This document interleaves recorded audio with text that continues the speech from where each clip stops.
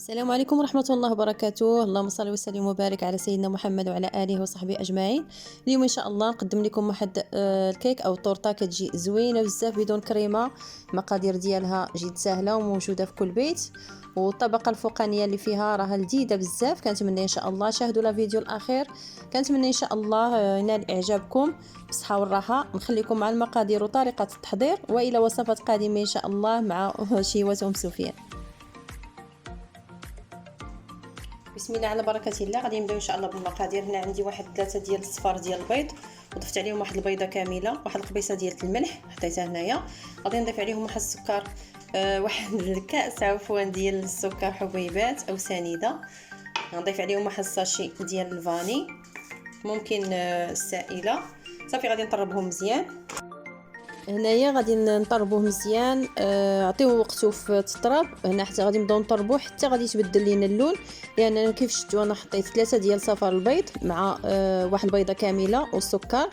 هانتوما كيشفتوا راه الخليط تغير ليه اللون ديالو ولا اللون ديالو ابيض. غادي نزيد ليه هنايا نص كاس ديال الحليب بارد، وغادي نزيد ليه كاس ناقص واحد شويه ديال الزيت. صافي غادي نطرب هذا الخليط كامل، غنطربوه مزيان، غادي نعطيوه حقه في التراب، لان باش تنجح لينا هذا الكيك هذا خاص ضروري نطربوه مزيان. صافي غادي نستمر هكا في التحراك حتى نطربوه مزيان. بالنسبه للدقيق راه الكميه ديال الدقيق اللي عطيتكم راها مضبوطه، ما غادي تزيدوا ما غادي تنقصوا، نفس الكميه اللي غادي ديروا ان شاء الله.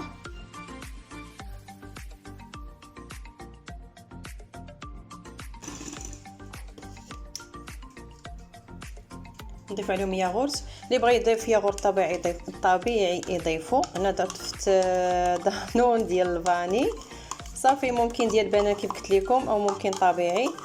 نضيف هذا الياغورت، غادي نخلط، وغادي نضيف ان شاء الله 200 غرام ديال الدقيق.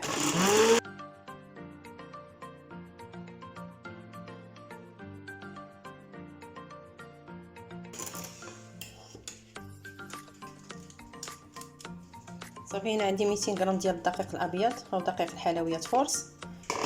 غنضيف عليهم جوج تاع لي ساشي ديال خميره الحلويات. هنايا قياس ديال 8 غرام، ممكن الا كانوا 7 غرام ديروهم، ولكن من الاحسن 8 غرام. صافي غادي نخلطوه هكا باش ما يطيش علينا داك الدقيق. عاد غادي نطربوهم ان شاء الله بالطراب. بالنسبه للكاكاو غادي نضيف جوج تاع الساشيات ديال الكاكاو المور. ممكن ديروا الكاكاو ديال العبار، الا غديروا ديروا جوج تاع المعالق كبار.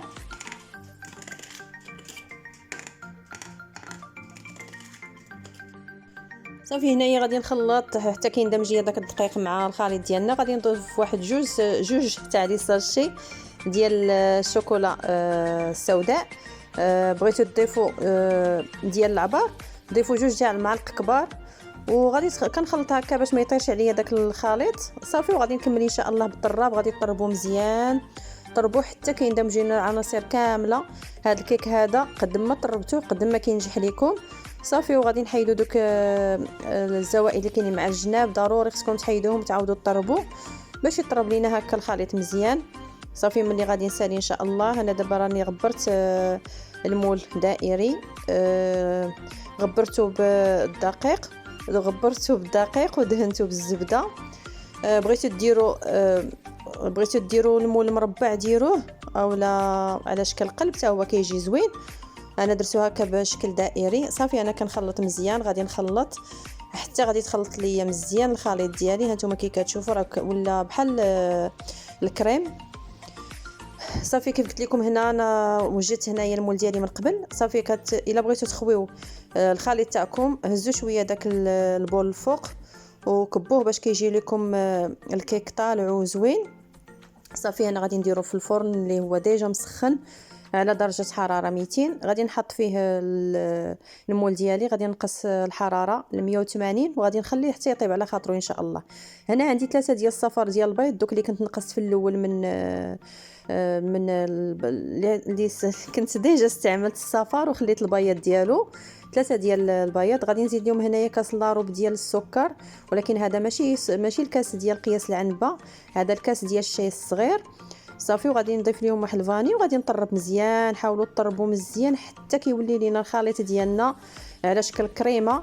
باش كيجينا هكاك بحال شي كريمه الا درناها فوق من الخليط ديالنا. هانتوما راني عطيتو الوقت ديالو، طربتو مزيان حتى غادي تغير لينا، غادي يولينا على شكل ثلج، بياض الثلج صافي. وهنا راه الكيك ديالنا راه هو وجد، غادي نكمل التطرابي ان شاء الله. وهذا الخليط ديالنا راه غادي نوضعوه فوق الكيك ديالنا. هانتوما كي كتشوفوا كيف ولا كيجي زوين بزاف. بغيتو نتوما تضيفوا مازال البياض ديال البيض باش تجيكم الطبقه عاليه بزاف، ممكن انكم تضيفوا 3 ديال البياض، 3 تاع البياض اخرين اولا 4 تاع البياض. انا اكتفيت هنا غير ب3 ديال البياض البيض. الشكل ديالو كيجي على هكذا صافي. هنايا راه الكيك ديالنا وجد.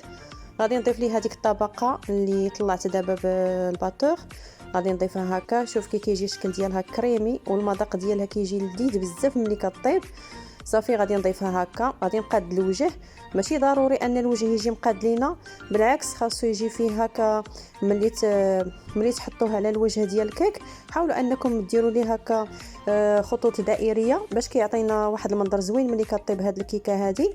ملي غادي ندخلوه الفرن راه ما غاديش نطيبوه من التحت ومن الفوق لان الكيك تاعنا راه هو طايب، غادي نشعلوا فقط الفوق وردوا البال باش ما يتحرقش لكم، لان هذا راه عارفين بانه بياض البيض راه دغيا كيطيب. صافي غادي نقاد هكا الوجه، غادي ندخلو الفرن على درجه حراره 180. هانتوما كي كتشوفوا ما قادش ليه الوجه ديالو، درتو هكا عشوائي، درت فيه خطوط دائريه. صافي غادي نحطو وراه دغيا كيطيب، ردوا ليه البال باش ما يتحرقش لكم. صافي هذا هو الشكل ديالو ملي طاب، راه كيجي زوين بزاف. هنا انا راني سخنت واحد شويه ديال الحليب، ضفت ليه الشوكولاته السوداء صافي. وغادي ندير خطوط ديال الشوكولاته هكذا، تديروها غير شكل عشوائي هكا، ممكن تضيفوا كراميل من الفوق اولا صوص الشوكولاته. وهذا هو الشكل ديالها، تيجي رائع بزاف. كنتمنى ان شاء الله تجربوها. راه الطبقه اللي في الفوق كتجي لذيذه والمذاق ديالها مغاير الطبقات اللي كنديروا هكا في التزيين تاع الكيك. كنتمنى ان شاء الله تجربوه. كنتمنى ان شاء الله لا فيديو ديال اليوم تعجبكم. شكرا على المشاهده، بالصحه والراحه، والى وصفات قادمه ان شاء الله مع شيوة سفيان.